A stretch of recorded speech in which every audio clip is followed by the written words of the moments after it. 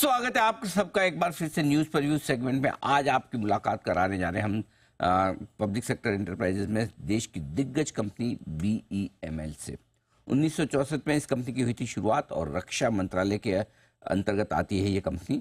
Asia में earth moving equipment बनाने में ये सबसे बड़ी कंपनियों में से एक है और साथ ही सेना के लिए अर्थ मूविंग इक्विपमेंट के अलावा बख्तरबंद गाड़ियाँ, आर्टिलरी गन जैसे प्रोडक्ट्स भी बनाती है, रेलवे कोचेज, वैगन्स बनाती है और देश के बढ़ते हुए रेल नेटवर्क में भी BEML का बड़ा योगदान है।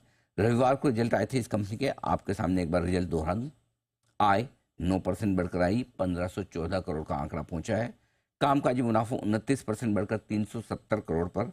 मार्जिन में रही अच्छी खासी मजबूती, 24.5% पर मार्जिन पहुंचे। काफी जबरदस्त उछाल आया है मुनाफे में भी 63% का 257 करोड़ पर पहुंचा है ये आंकड़ा।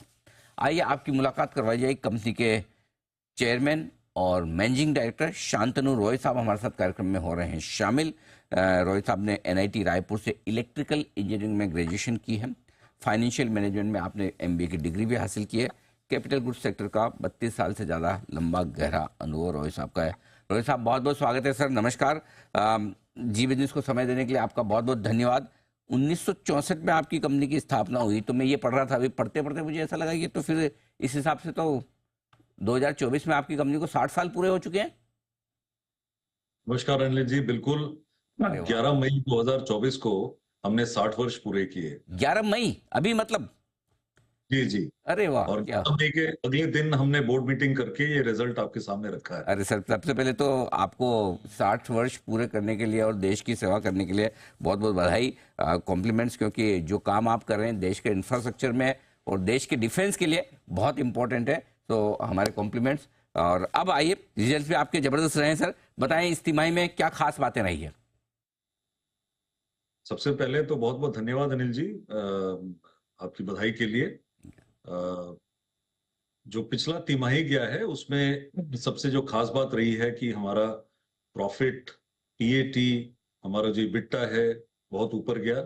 और जो हमारा टॉप लाइन था, टॉप लाइन भी अच्छी खासी बढ़ोतरी हुई है, परंतु और बेटर हो सकता था टॉप लाइन। मैं ये नहीं कह रहा कि ये जो है जो हमारा डिजायर्ड था यही होना चाहिए था, लेकिन मुझे इस बात की खुशी है कि हमने जो हमारे शेयर होल्डर्स हैं उनका ध्यान रखा और पहली बार कंपनी के इतिहास में 205% का डिविडेंड अनाउंस किया है। नॉर्मली हमेशा 100% होता है, इस बार हमने 205% का डिविडेंड अनाउंस किया है।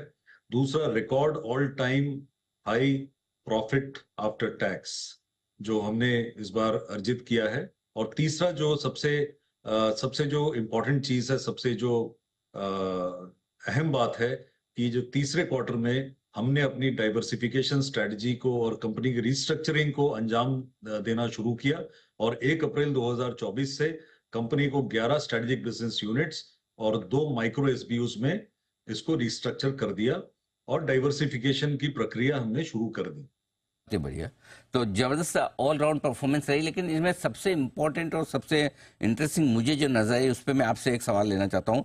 मार्जिन्स 20.5% से 24.5%, इस तरह के माहौल में मार्जिन्स बढ़ाना, मेंटेन करना भी मुश्किल काम है। वहां पर आपने 4% के आसपास के मार्जिन्स में जो इंप्रूवमेंट दिखाई है, सर इसके पीछे के कारण भी बताएं और क्या ये सस्टेनेबल है? बिल्कुल, ये सस्टेनेबल तो है, लेकिन इस मात्रा में सस्टेनेबल होगा कि नहीं ये तो समय बताएगा। आप जो नंबर बता रहे हैं ये क्वार्टर टू क्वार्टर है। अगर हम एनुअल बेसिस पे देखें तो EBITDA में करीब 200 बेसिस पॉइंट का ग्रोथ आया है। और इस साल जो हमने EBITDA अर्जित की है, जो हमने अचीव किया है एनुअली, वो करीब 12% है। तो मैं ये नहीं कहूंगा कि हर साल 200 बेसिस पॉइंट का ग्रोथ होगा, क्योंकि हम कैपिटल गुड्स इंडस्ट्री में है, इंजीनियरिंग सेक्टर में है, जहां पे मैं समझता हूं कि 15% EBITDA काफी अच्छा रहता है। तो मुझे उम्मीद है कि इस साल जो है 2024-25 में हमारा EBITDA फर्दर 100 बेसिस पॉइंट बढ़ेगा। जहां तक इसके कारण है, तो हमने एक स्ट्रेटजी बनाई, एक रणनीति बनाई कि कैसे हम बॉटम लाइन पे ध्यान दें, क्योंकि टॉप लाइन में चूंकि हमारी सप्लाई चेन में कुछ चैलेंजेस थे और मटेरियल थोड़ा डिले से आया, जनवरी फरवरी में मटेरियल आया। तो हमने इन उन प्रोडक्ट्स पे उन सेगमेंट्स को ध्यान दिया जहां पर कि सेल करके हम ज्यादा मुनाफा कमा सके।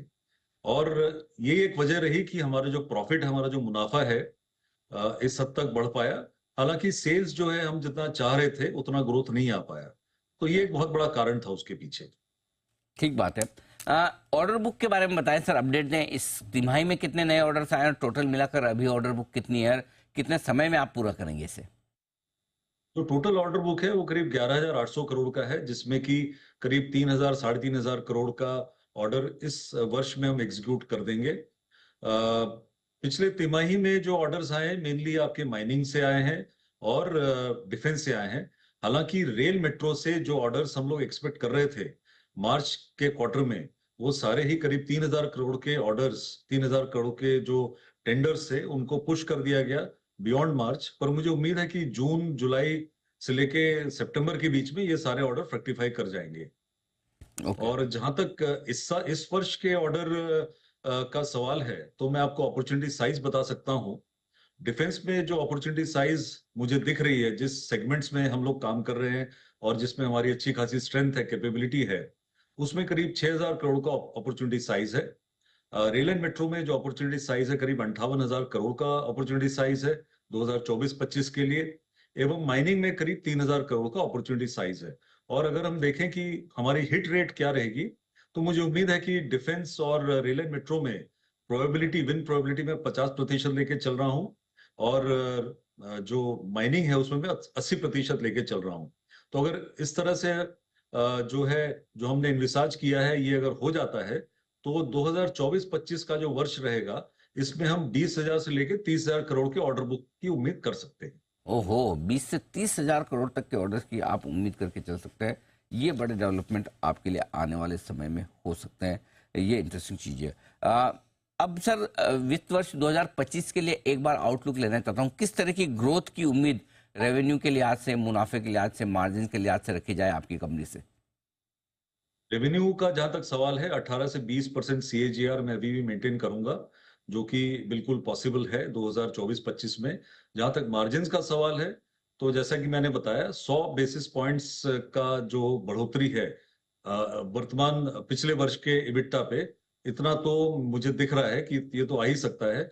उसके ऊपर अगर हमने अपना रेवेन्यू ग्रोथ जो है फर्दर अगर ज्यादा रखा, अगर बढ़ा पाए, तो हो सकता है ये जो इबिट्टा है ये भी फर्दर बढ़ेगा।